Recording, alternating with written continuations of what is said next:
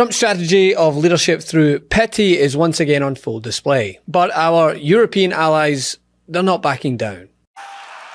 And we got no help from NATO. We got no help, zero from NATO.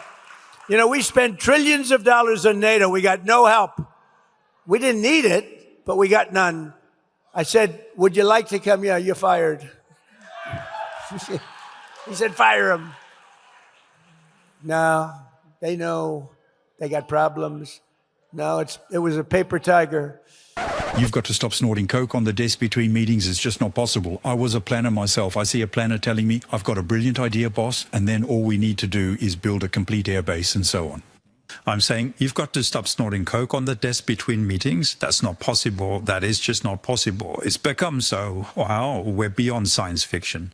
Yesterday, Donald Trump made two decisions in quick succession to simultaneously make life harder for Americans here at home, especially those in the auto industry, which he's already done a stellar job of making their lives hell. There is no doubt that tariffs had an impact as automobile prices have gone up.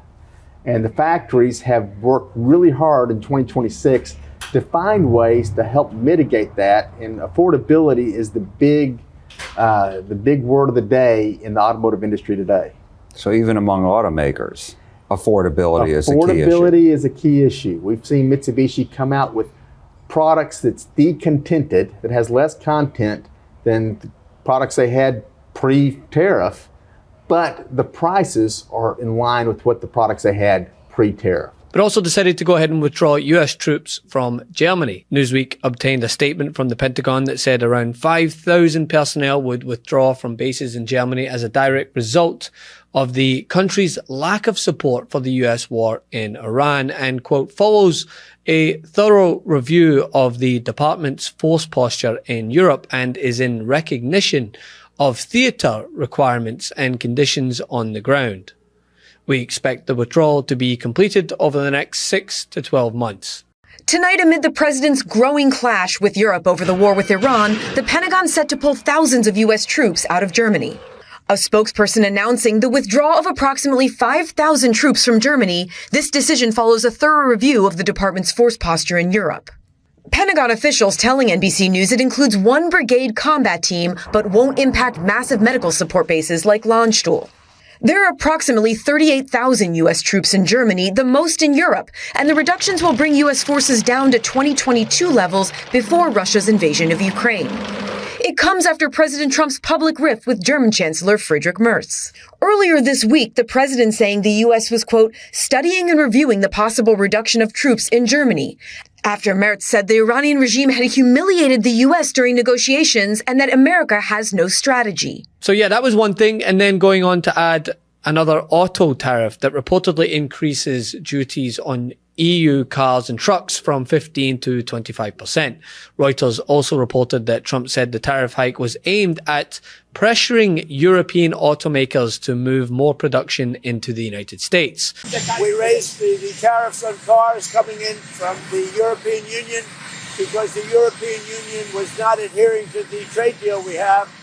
So based on that, now, when they build their plants, of which they're spending over $100 billion, all countries, not just the Union. When those plants open, there won't be any tariffs. But we raised the tariffs because they were not, as usual, they were not adhering to the agreement that we have. We have a trade deal with the European Union. They were not adhering to it. So I raised the tariffs on cars and trucks to 25%. That's billions of dollars coming into the United States, and it forces them to move their factory production much faster. We have right now in the United States over $100 billion of car plants being built. It's a record. We've never had anything like it from all countries. Japan, South Korea, by the way, Canada, Mexico, they're all building plants in the United States.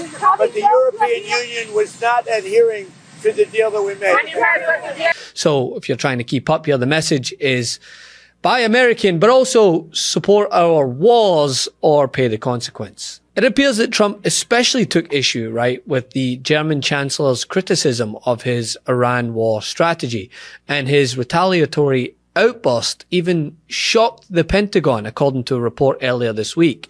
The president declared in a Truth Social post back on Wednesday that he was, quote, studying and reviewing the possible reduction of troops in Germany with a determination to be made over the next short period of time.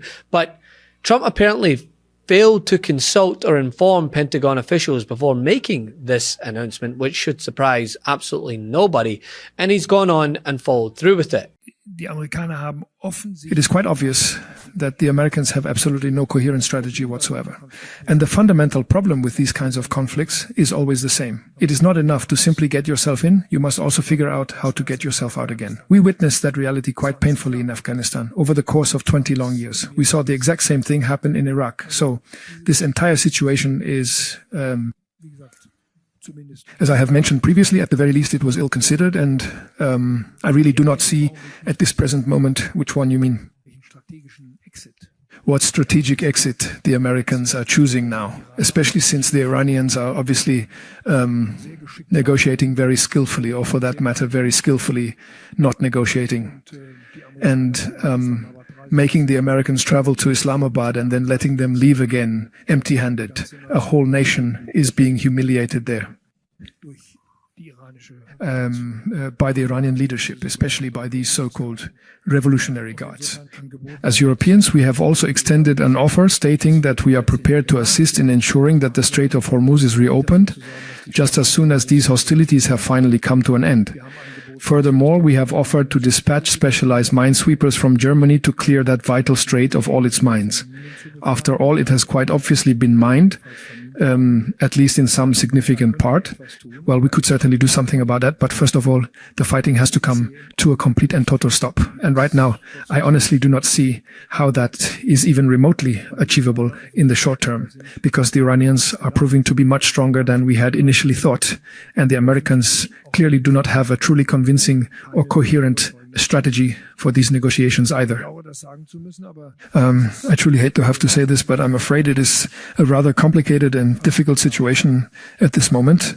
And this is despite the fact that a newly published Pentagon review of global US troop placements did not mention major reductions in Europe. So clearly this is something that Trump has decided he wants to do in response to the Chancellor's comments. Yet just another example of the chaos and disconnect that is rife throughout this administration, where pettiness will determine whether or not we alienate one of our strongest allies and weaken our standing in NATO. And by the way, this is all happening while the Iran war is still ongoing, with little to no guidance from the president or his bromander in charge of the War Department when it's expected to end. I mean, take some of his answers given when he sat in front of Congress. It was nothing short of pathetic. But if the president was hoping this decision would help, I don't know, bolster his approval on home soil, he's got another thing coming, because not only is he underwater across the board, but most notably on the economy, which has been in tatters thanks to both his war in Iran and his tariffs. With the Strait of Hormuz still effectively closed and President Trump considering an extended blockade, there appears to be no end in sight to these soaring gas prices. And now a new Fox News poll finds that for the first time in more than a decade, Americans trust Democrats on the economy more than Republicans. Democrats now carry a 4-point edge over the GOP on that issue and an 8-point advantage when it comes to inflation and prices. Now, Democrats haven't had an advantage like this on the economy since 2010, when Barack Obama was president, as the country recovered from the Great Recession. Let's go from Wall Street to Main Street, because there's a new poll out showing that 61% of Americans feel the economy is on the wrong track. That's up from 43% in January.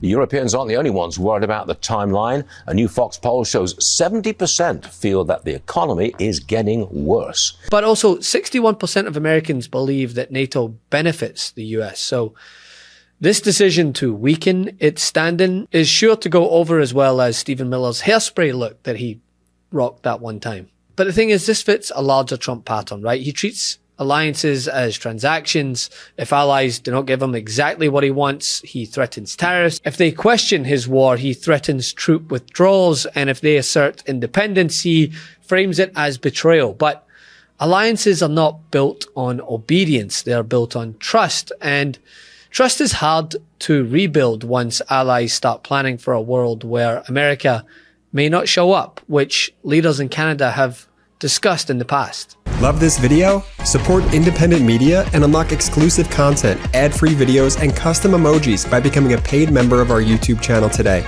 You can also gift memberships to others. Let's keep growing together.